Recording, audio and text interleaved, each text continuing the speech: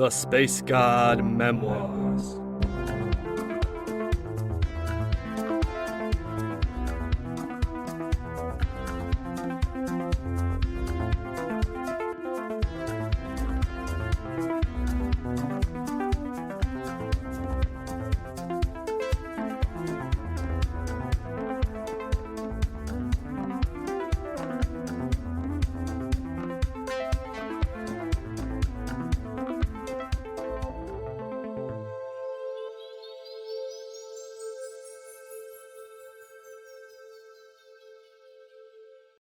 Episode 4.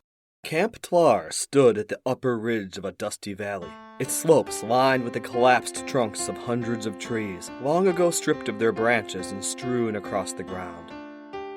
The camp itself was a collection of 18 tents, all set up around a stone well, along with a hollowed-out tram car that the residents now used as a public hall.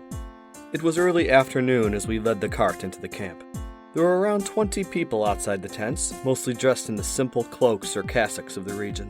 Weathered faces glanced back at me, some curiously looking into the cart, but most simply giving me a nod of acknowledgement before going back to their duties.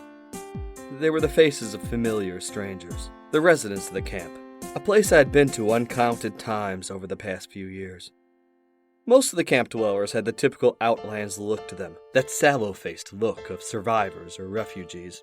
I'd seen it so many times across the continent. People who were glad to just be alive.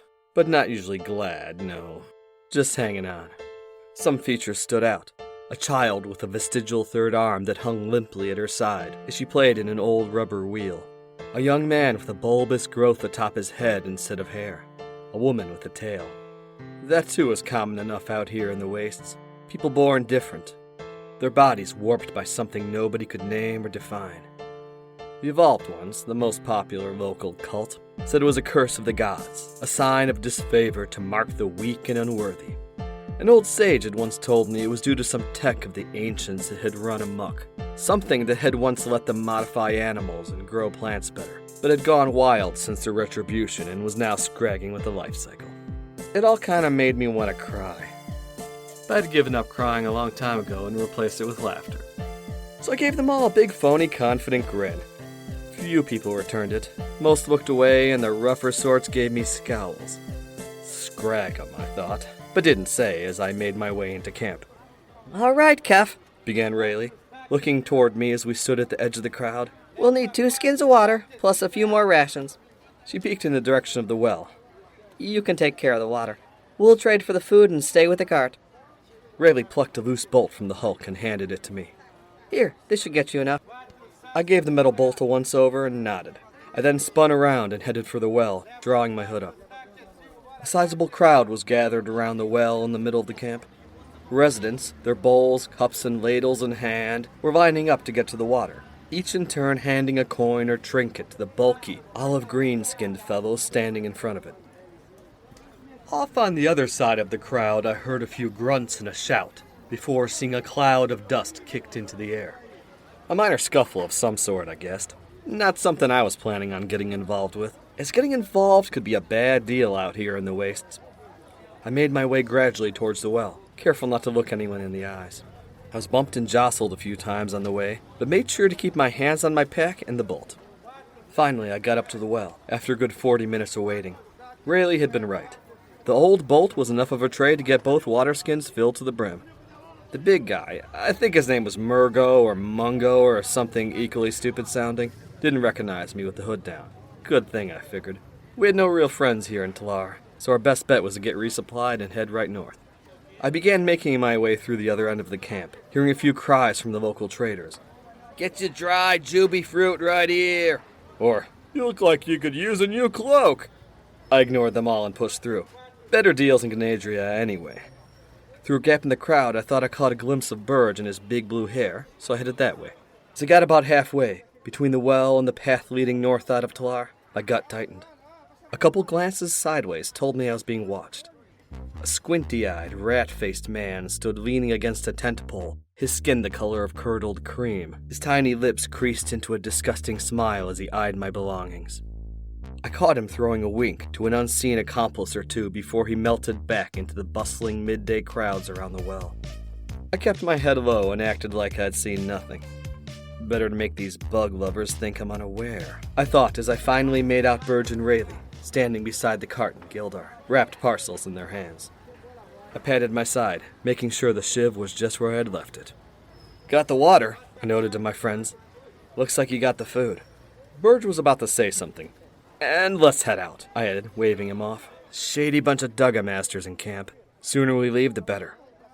Both Burge and Rayleigh nodded.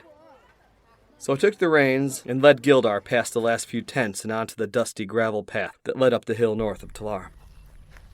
Around an hour later, we reached the summit of that lumpy brown dirt hill, covered in erratic patches of equally brown and dead-looking grass. The remainder of the path led down the length of the hill about a mile, before gradually vanishing into the prairie below, with its grassy reeds rising to just above my head's height. It was there, with the orange sun glaring into my eyes from above, that I heard the sound of footfalls somewhere off the trail. Then I saw him step out in front of me, that rat-faced guy from before. He pushed back his stained yellow cloak, revealing a head of corn-rowed black hair and a scar across his left temple.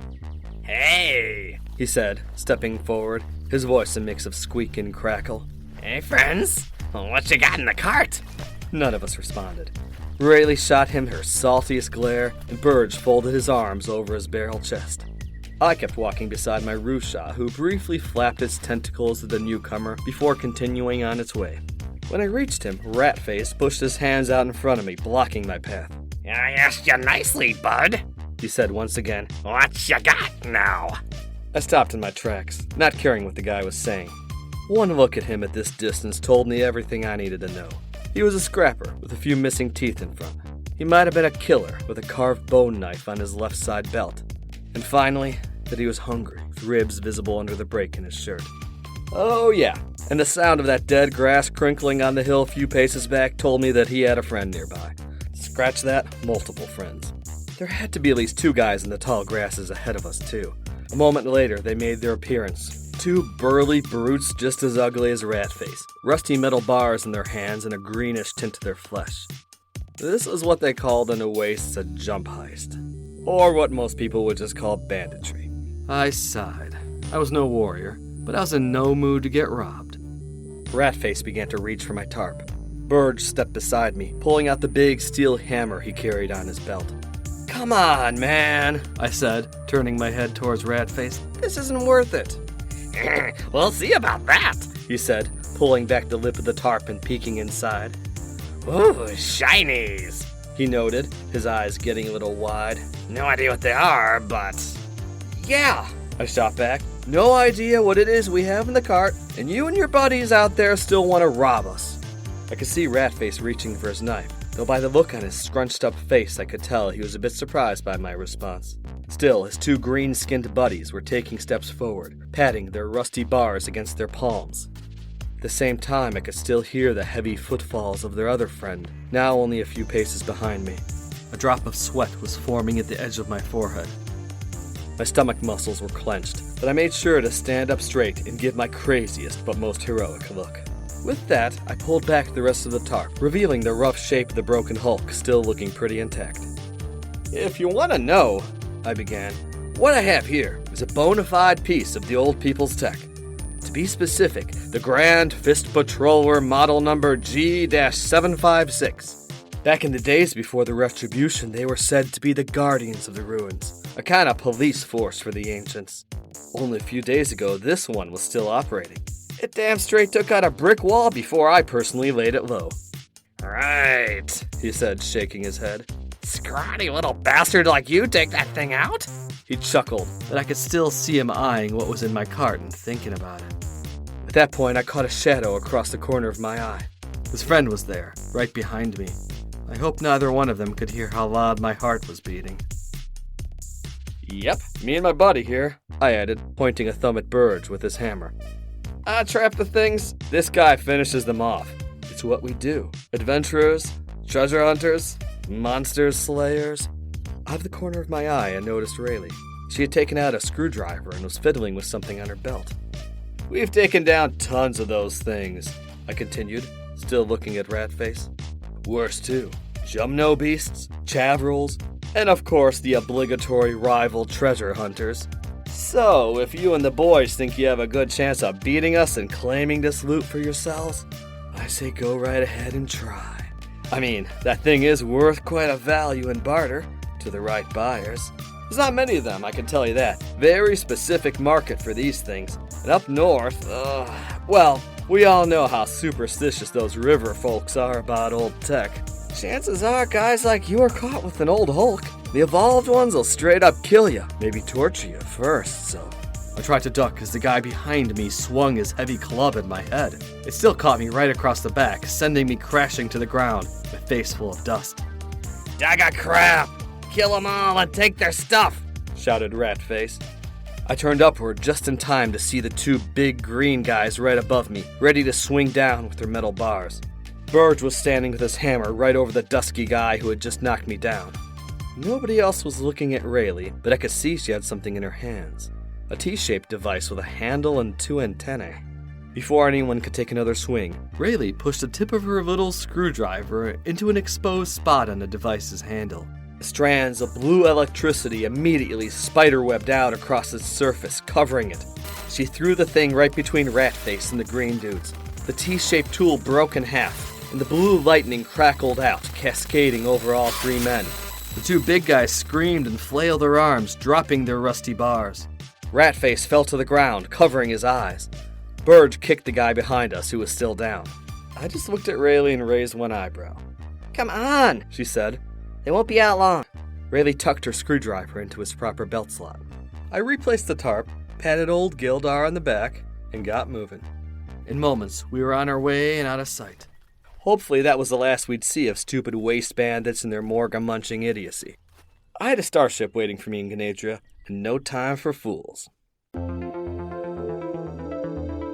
Thank you for listening to this episode of The Space God Memoirs. Space God is written, performed, and produced by A.M. Arctos. Original musical score by Alpha Colors. Various sound effects created by Industrial Strength Records Incorporated. Please support this podcast by following, rating, and sharing on your favorite social media site.